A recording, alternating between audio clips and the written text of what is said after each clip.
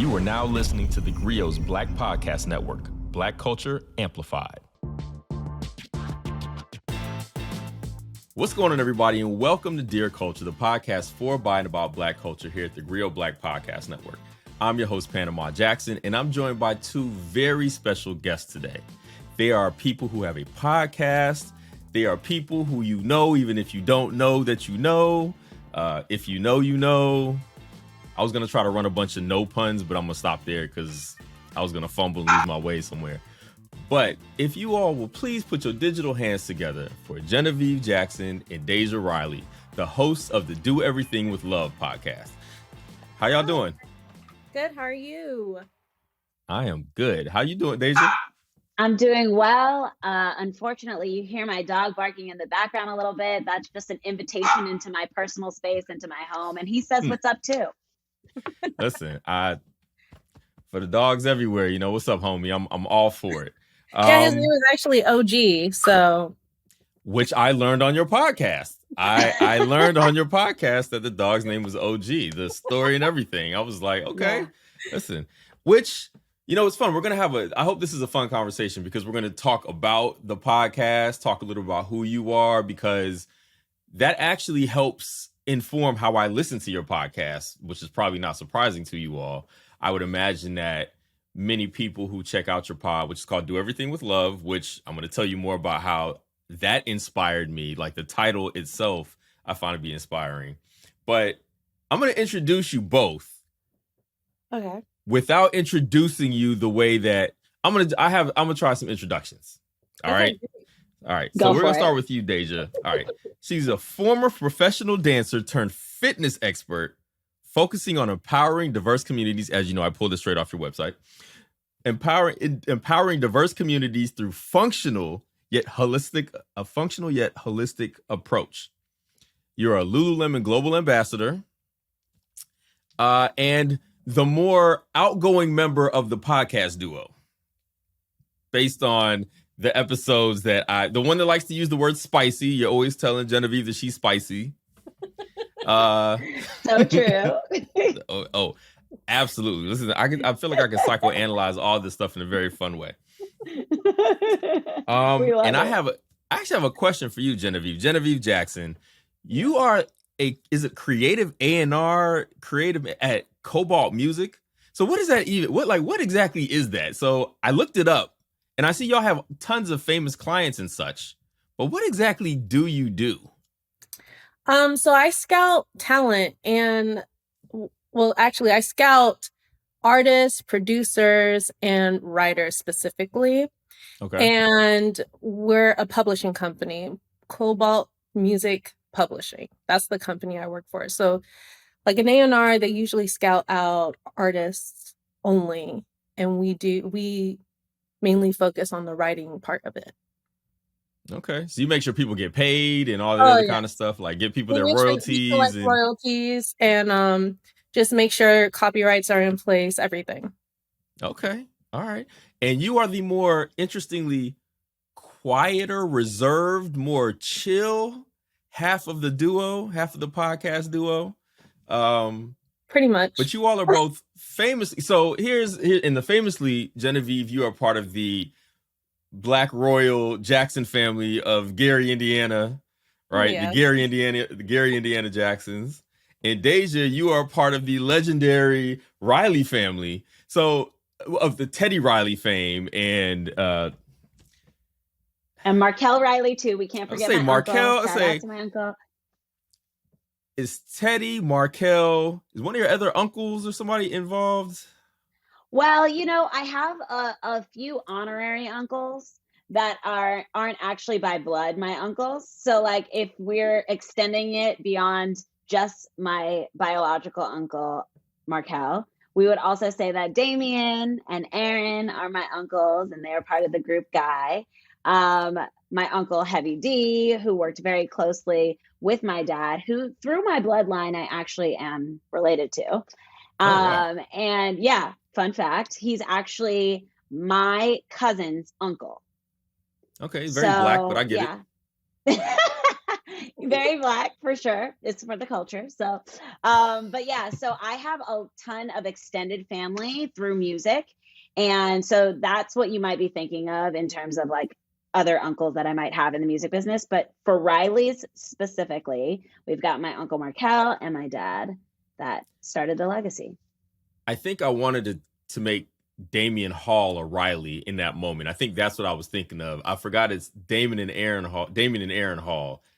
So that's my fault. Either way, you all are both part of like legendary families. Like literally music, not just Black music. Music would not exist without the contributions of your family. Music as we know it today, right? Both actual music, performance, amazing moments in versus history, which we'll talk about because I actually have some questions about that in a broad scale. But I want to start with a little bit about your podcast, and then we're going to go into some other things. So one, why did you all decide to do this podcast? Like you all have known each other for quite some time. That's something you all talk about frequently in the podcast. But what was the impetus for creating the Do Everything with Love podcast in the beginning? We actually have been friends for over 15 years, as those that are listening to the podcast already know. And we've been having this conversation for the past couple of years of like, we need to like record some of these conversations that we're having. Of course, we had to get to a point where we were both feeling comfortable with being vulnerable with the public and being very, honest and raw on a public platform. But we both have been like talking about this for quite some time. And it wasn't until I moved into my home in North Carolina a couple of years ago, and Jen and her husband Jola came to visit me. We like sat down, having a little bit of a soiree, having some glasses of wine, and just like really enjoying time with each other. And we actually started to record the conversations that we were having. Jola actually he records everything, by the way. Jen's husband always has his phone like on voice memos, or he's got the camera on us.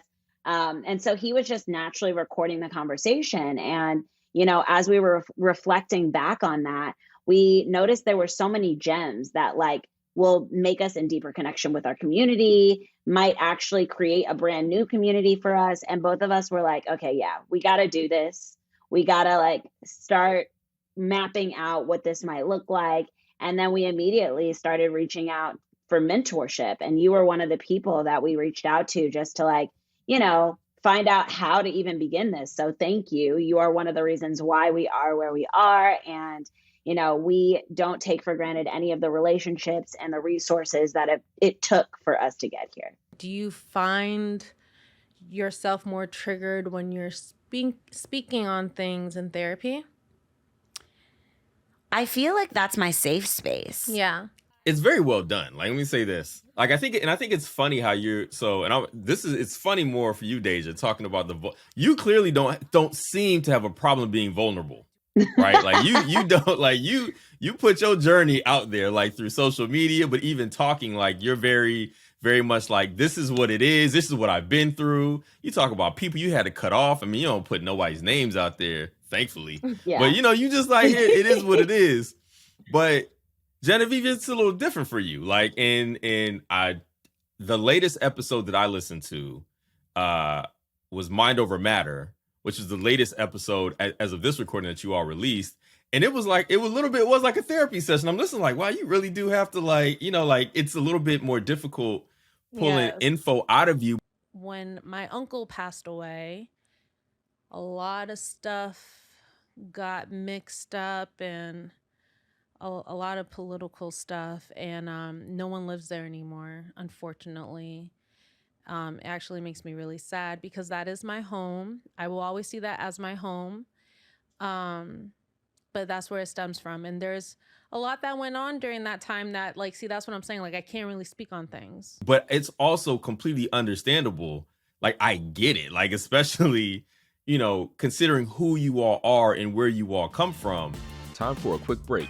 Stay with us. The GRIO Black Podcast Network is here. Everything you've been waiting for. Black culture amplified. Find your voice on the Black Podcast Network. Listen today on the GRIO mobile app and tune in everywhere great podcasts are heard. And we're back. I guess my question is, how difficult is that? Because you both come from families that are in the public eye in various capacities in almost at all times, right? Like if something happens and it involves some part of your family, we're all going to know. Like everybody is going to know about it, right? How difficult is it to make the decision to be so vulnerable, because you're in it and you kind of have no choice but to do that, or else, why are we here? Why are we listening? Why are you all sharing? So Genevieve, let's start with you. Like, how does that, like, how much of this journey has been like just a work in progress for you, but also like something you just want to be able to do? Honestly, it's been very difficult for me. I didn't realize until we started filming our episodes how difficult it was for me to even open up and be vulnerable. And behind the scenes, they're just like, you need to open up a little more. Like people need to, is this what we really want to do? And I'm like, yes, no, I want to do this. I want to let people in my world. But I'm also understanding I don't have to, I could pick and choose what I want to share. And that's the thing. I'm just understanding that I don't have to share everything. It's okay if I share my story though. But even with that, it's a little difficult because just through life, I've been burned so many times, and the articles out there about my family, even about my brothers and I, there were articles in the past, and I think it's more of like a protective shield. So I'm just trying to get over that, because it's not like I'm in that time anymore. Now I live on my own. Meaning I live with my husband, I'm married now. It's a whole different thing now. All right. What about you, Deja? Because again, you just like, listen, it is what it is, homie. We going for it. Listen, I'm still serving up all the info on a platter for the audience to see. And I think, even for me, there have been challenging moments in being more vulnerable. I think that like as I work through that with Genevieve, and I encourage her to be more open and honest and raw, I'm like, simultaneously, I have to be doing the same thing. So like I'm opening up even more than I was before. I think like, I have in the past few months even started to share more about my fertility journey and what's happening with me and my husband and like what we're going through in real time. And part of the catalyst for that was this podcast. As we started to have conversations and record our initial episodes, I found that like, if I'm going to encourage my partner, my counterpart, my best friend to be vulnerable, like I need to lead by example as well. And so I started really putting myself out there even more than I was before. And so, yeah, that, you go through it and that's how you learn through experience. And we both in real time have been experiencing the depths of what it means to be vulnerable. And it's been a beautiful journey. Let me say that what I think I enjoy the most about your podcast is two things. So one, there are a lot of gems, right? Like there's a lot of you all bringing books to the table, and Genevieve, when you actually get through the rest of them, I'm sure there'll be so much more to get. Listen, I gotta fire. It's like these funny parts as you listen to these episodes more and more. It's like you kind of get your rhythms. But so that was a joke, and messing with you. But That's true. It's like I like those parts, but as a person who there was, and I think in your first episode, you kind of talk about, people always ask like, what's it like growing up in a famous family? And you're like, well, for you, this is the norm, right? This is like growing up in your family. But the truth is, I don't know if I feel like that's true. Like my last name for writing purposes is Jackson. It's not the same. You know what I'm saying? Like my version is probably a little different or a lot different than yours, right? So the experiences that you all have had and been through, the things that you've seen, the places you've been that most of us will probably can't fathom or dream about, like the conversations you've had with people that we only know of through liner notes and things like that is fascinating. So one of the things I do enjoy the most about your podcast is like when you get those brief looks into your families, like in the things that you discuss about what it's like growing up, or what, like what life looks like, but also what it looks like for you all as part of these families that, I mean, are essential to my upbringing, right? Like it's like a window into worlds that I don't know, but I'm familiar with. Like your families are people I know and love, even if I've never seen any of them in person. Actually, that's not true. I've seen Janet perform several times. And I've definitely I'm old enough to have snuck into a guy show in Atlanta at one point. But so I love the gems, but I also love the compelling looks into your family lives and how that helps shape who you are. What do you all want people to get out of listening to or watching the podcast? Like, what do you hope people take away from it?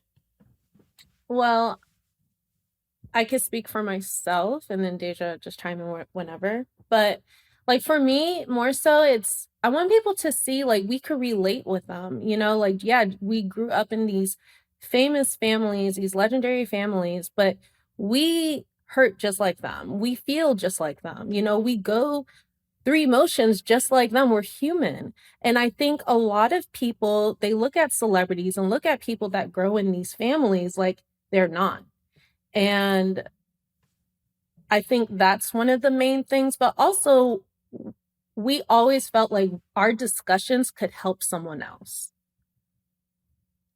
Yeah. And just to piggyback on what Jen was saying, for me, when I started writing down what the pillars of this podcast would mean for me, at the top of the list, it was to humanize. And then falling below that was like to inspire, to educate, to motivate, and really then just to like share space with community. I think for me, especially in my job and what I do, in the fitness industry, like so much of it is based around creating community.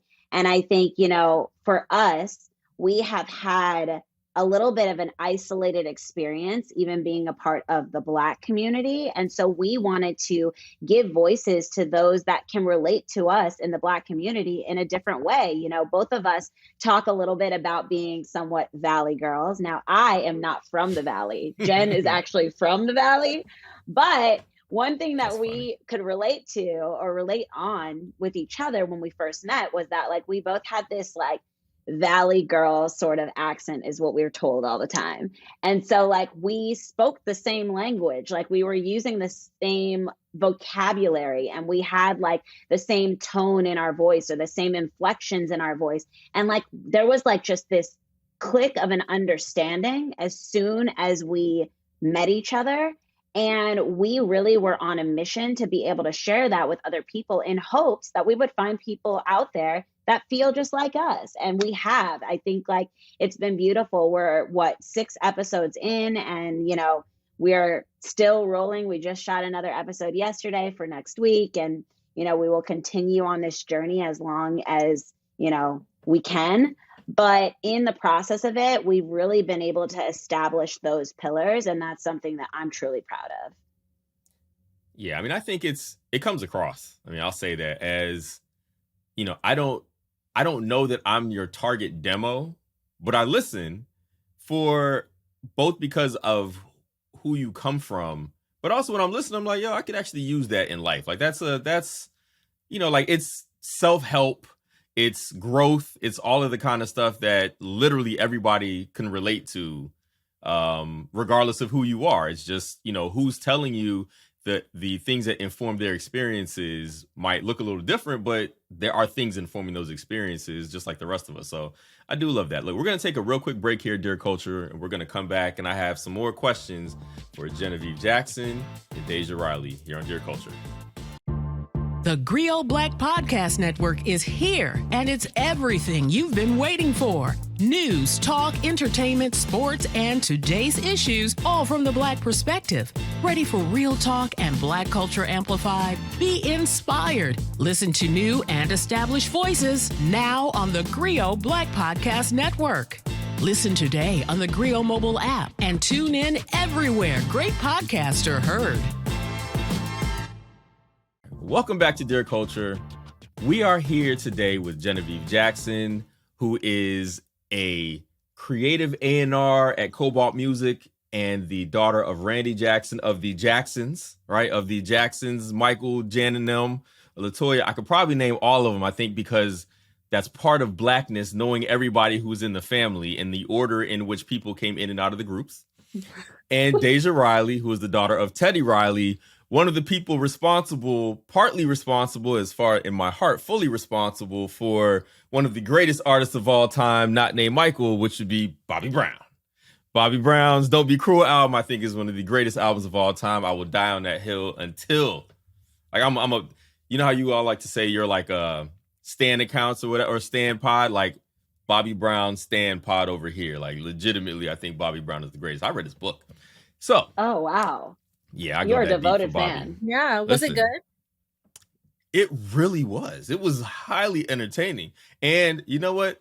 I'll talk about that offline. But it was a wonderful book. And even the movie was highly entertaining, especially for some of the stuff they left out that involves your family, Genevieve. So yes. Listen. All right. So I have a question for you all that's more about like who you are and growing up. Like, is there pressure to live up to the family name in the things that you do? I mean, you all come from pretty significant families and people who have accomplished a lot. Like, it's not just like folks who've done some stuff. Like, it's people who are responsible for the sound of like music and the sounds of Black America and all this.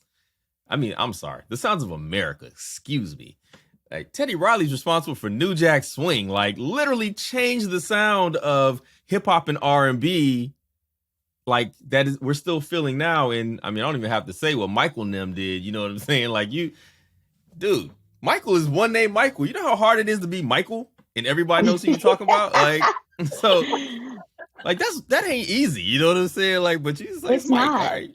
So what is the pressure? Is there pressure? And what does that pressure feel like to live up to the family name? I used to feel pressure. I like at this moment, I don't feel any pressure. But I used to feel pressure when I was an artist myself because, you know, everyone is comparing you to, for me, it was Janet. And then the males that compare them to Michael, of course. So there's a lot of pressure in that. And, you know, but now that I am no longer doing that, I feel like I've been happier than ever because the pressure is gone. You know, I'm not here listening to what people are saying because it was a lot of negative comments. And I'm just doing my own thing. Now, you know, Do Everything with Love is completely different than what my family does. And what I do in my career is completely different than what they do. Of course, you know, I'm still in the music industry, but I'm in the music industry in a different way. And I was able to still be creative in a different way. So I don't no longer feel the pressure, thank God. Okay. I'm really happy for you, Jen, that you don't any longer feel the pressure. That is not my story. I will say that, like, I felt the pressure most heavy before now when I did step into the lane of music for a very short period of time, and I was in a girls group with my sisters. And, you know, the evidence is on the internet if you want to go watch.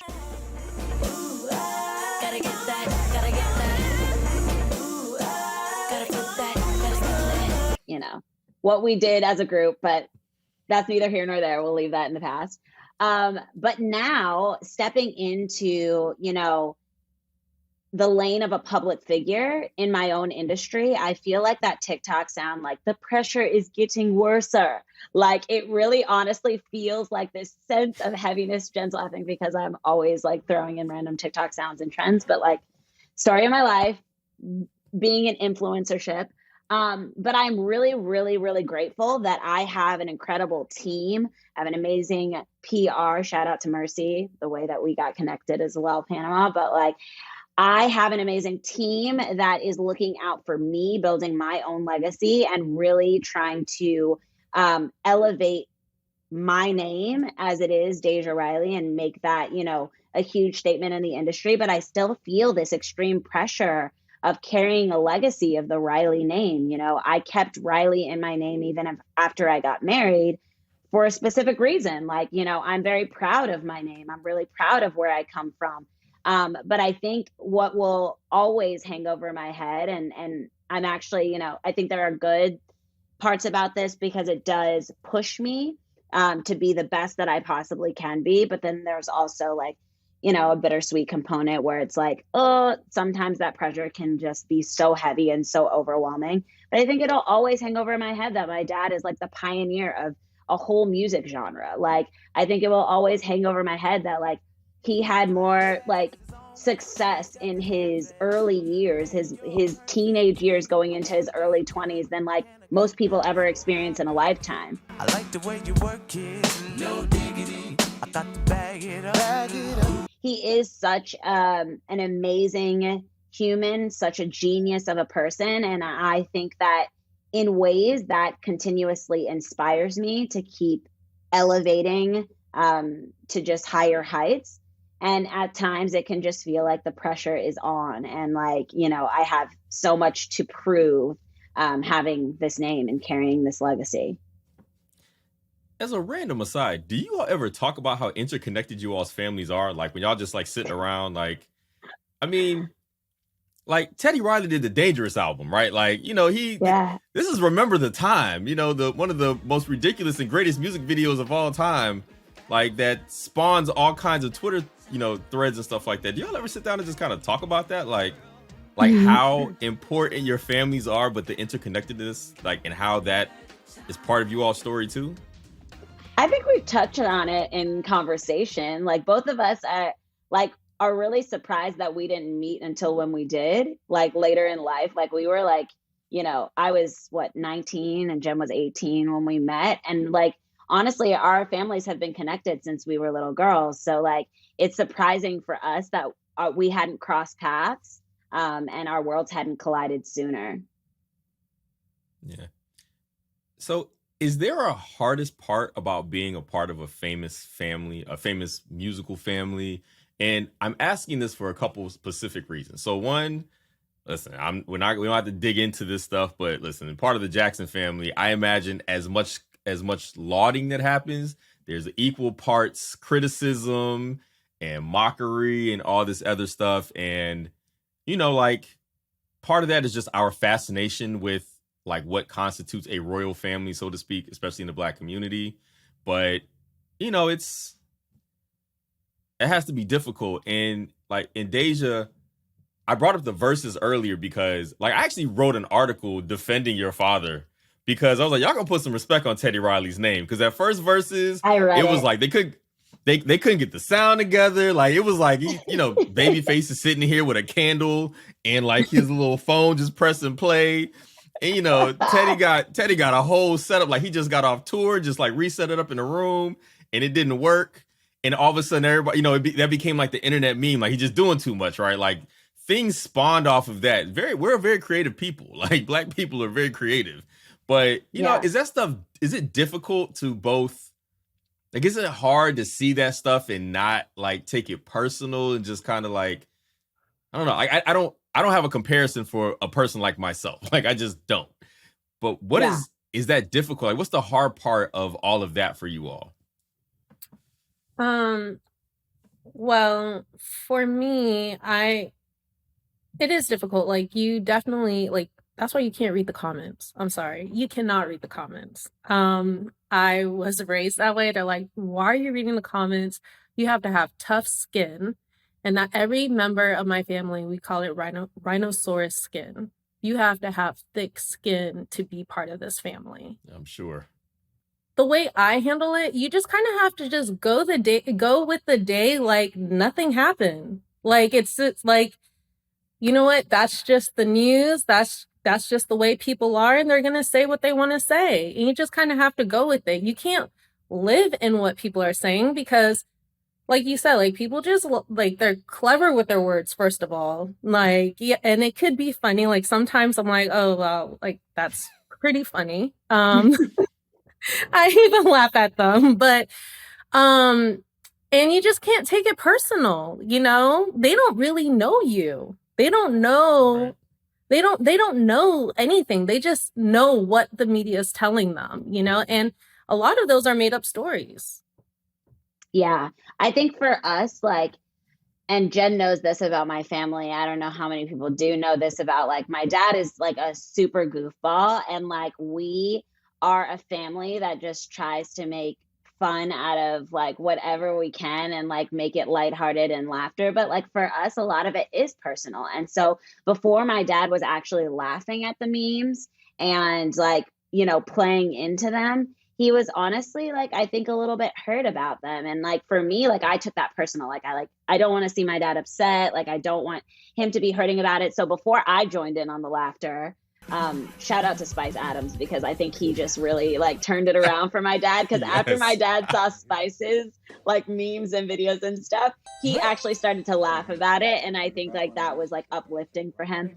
But yeah, like at first it was personal, especially hearing those initial comments rolling in, and my dad was really just doing his best to like be viewed in the best light. Like this was like a comeback moment for him. Not that, you know, he ever needed a comeback, but like, you know, this like revival moment of like his music and like people really of this time and these new generations getting to experience what he's about. And so he just wanted to be like presented in the best possible way. So he went all the way. Like he paid for all of that production himself out of pocket. Like, you know, Versus is a thing that started during the pandemic, and it was like just like this way of having celebration in this, you know, extremely dark and heavy time.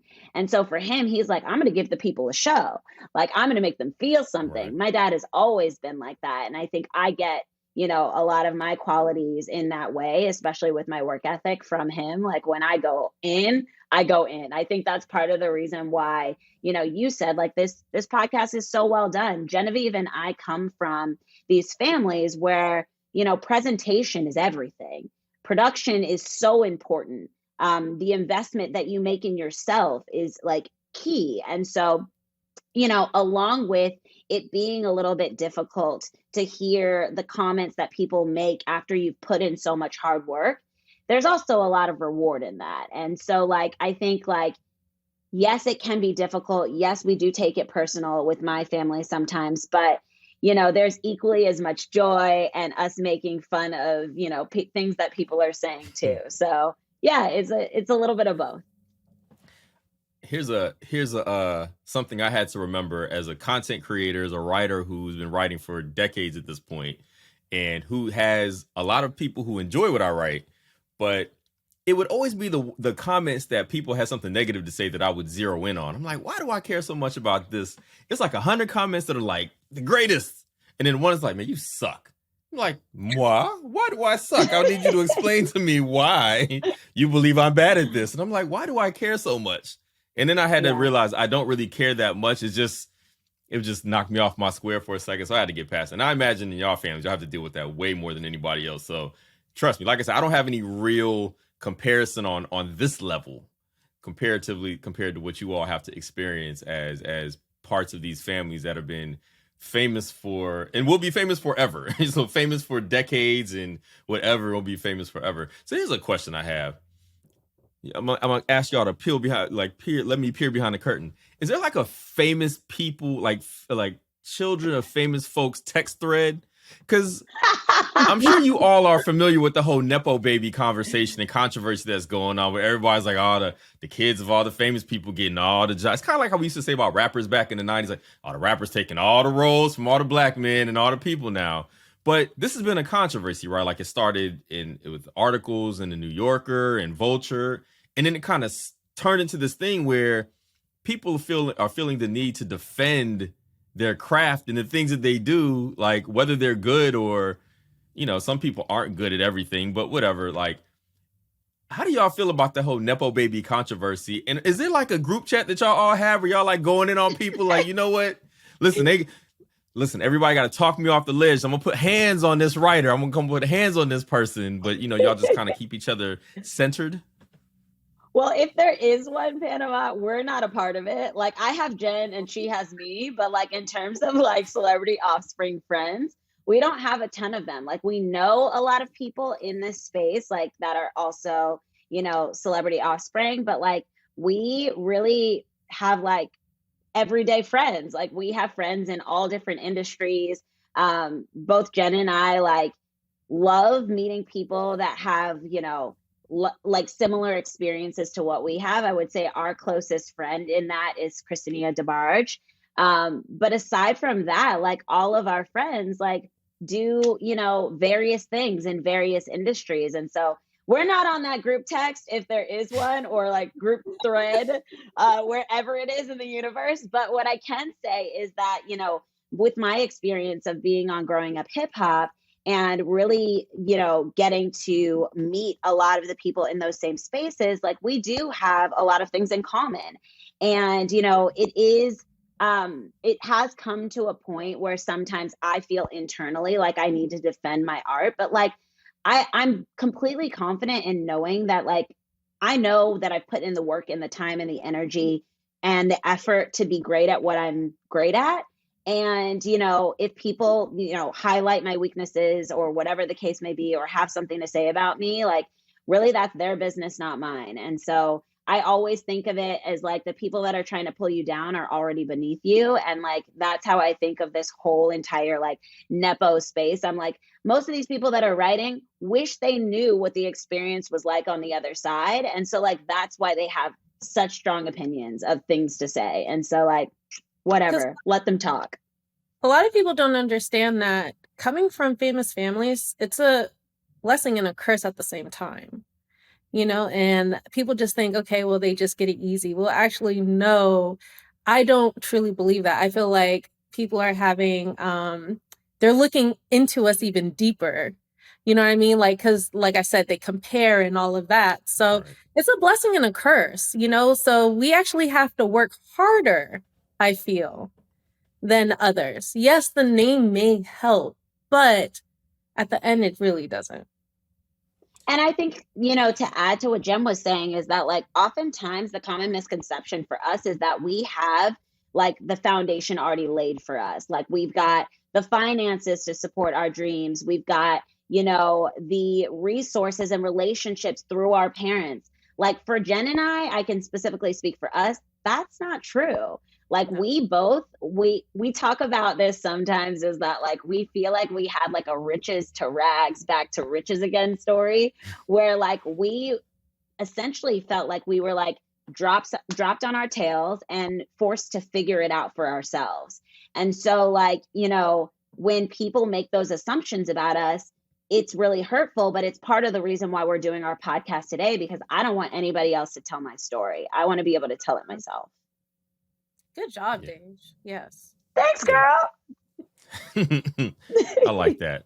And, I don't have the Nepo baby story of any sort, but what I will say is hopefully I create that for my children, because I'm going to try to kick in every possible door that I can and be like, listen, please trade on my name unless you're bad at this. If you're bad at this, then please, get another name or go do something else, or just, fade into the bushes like Homer Simpson or something like that. But otherwise, like let's make that work. But either way.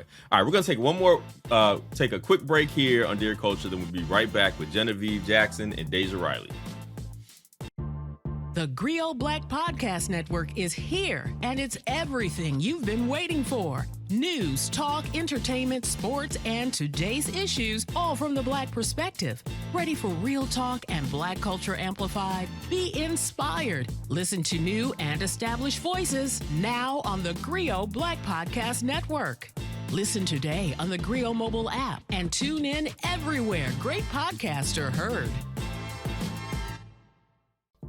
All right, we're back here on Dear Culture with Genevieve Jackson and Deja Riley, and we're talking about their podcast, Do Everything with Love, talking about being part of a famous family, just life and what it's like to be people who are experienced in things that, a lot of us probably just aren't, and what that looks like and what that feels like.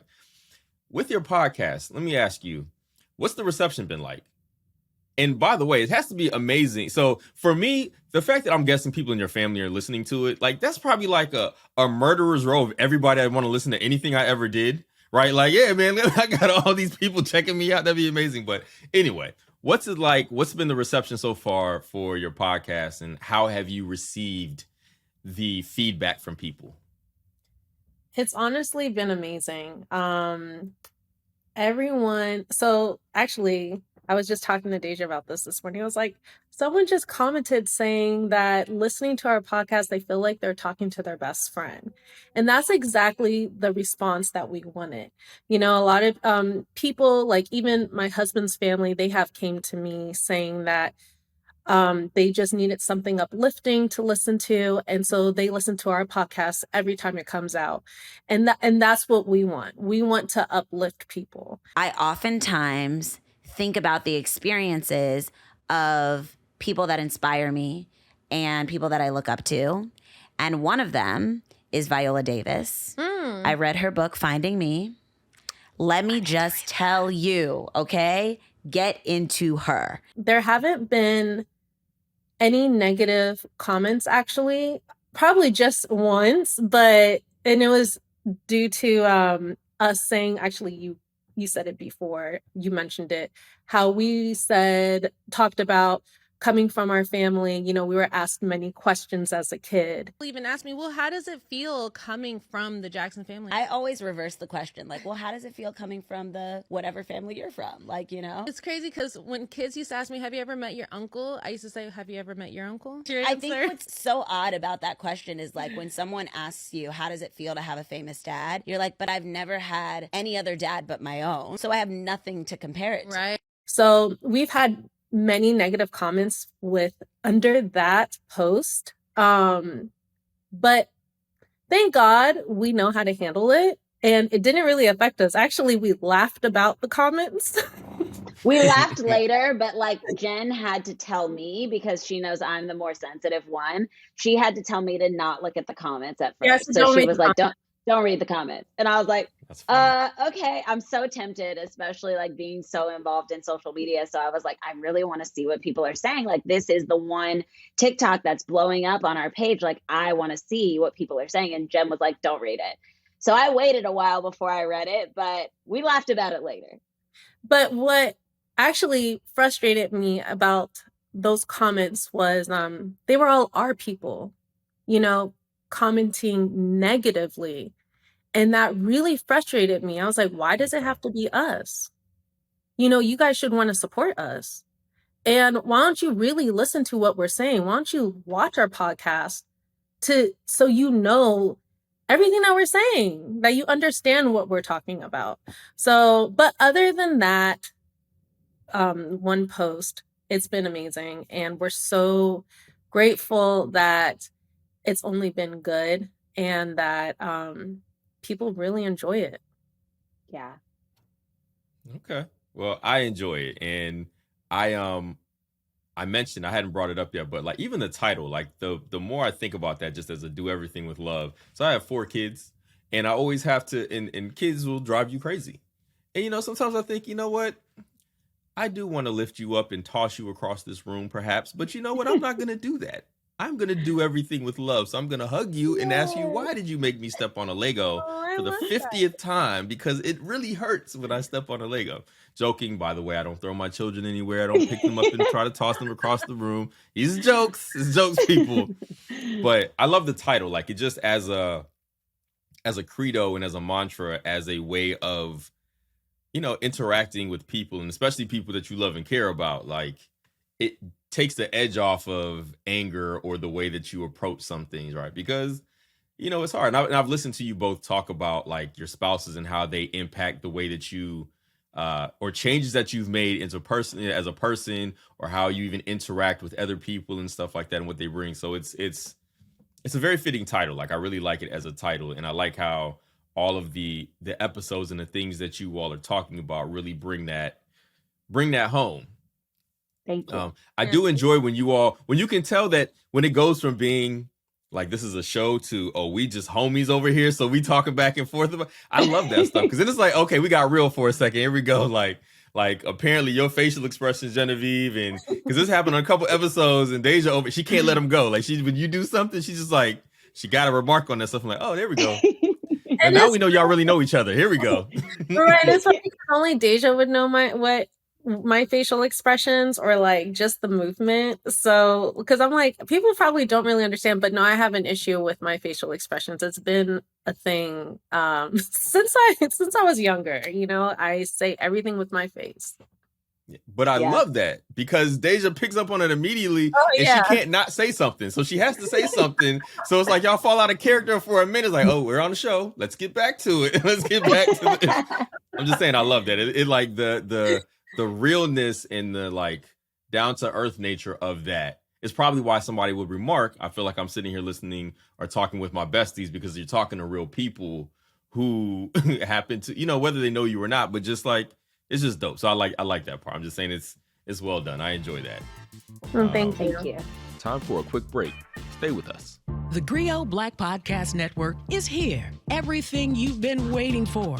Black culture amplified. Find your voice on the Black Podcast Network. Listen today on the Grio mobile app and tune in everywhere great podcasts are heard.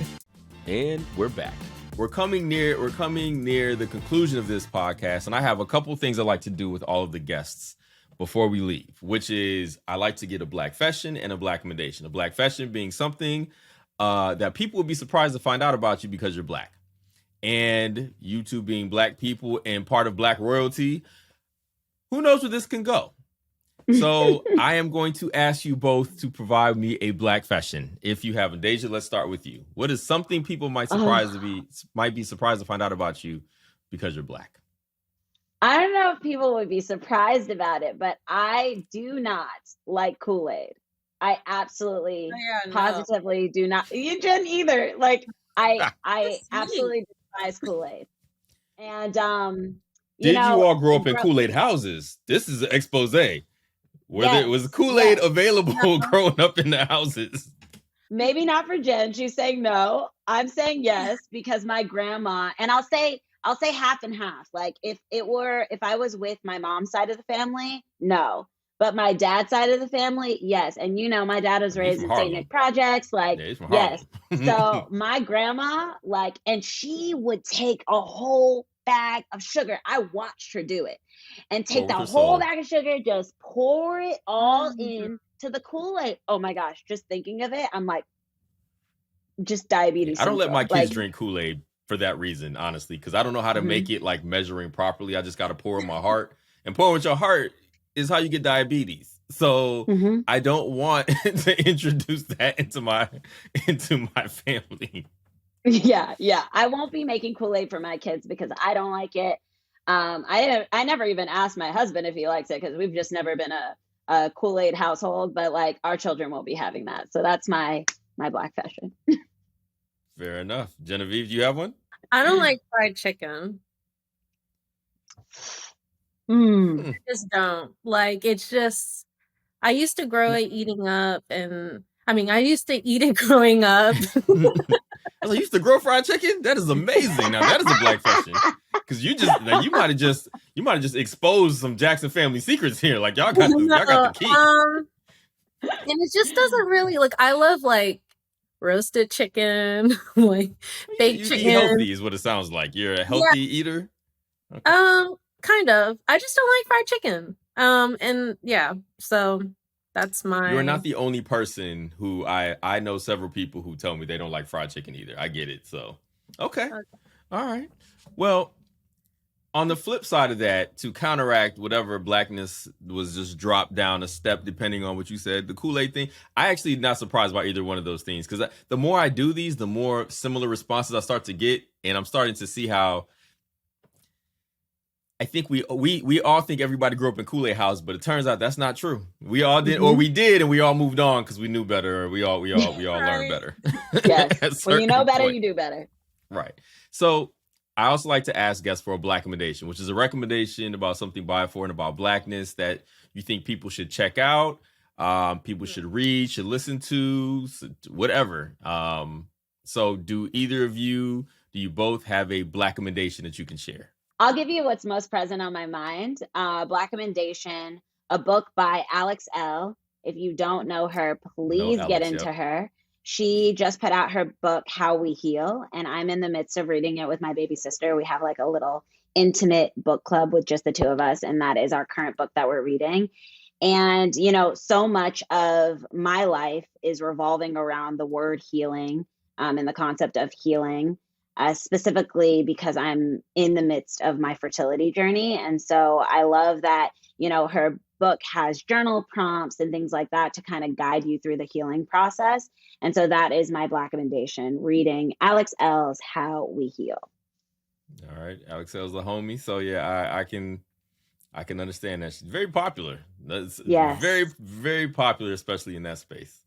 Absolutely. Absolutely. All right. Genevieve, you got one? I'm still thinking. Like I Well, it's Maybe okay make if you it don't have music. one. Oh yeah, what you listening to? What are you listening to that's on your heart?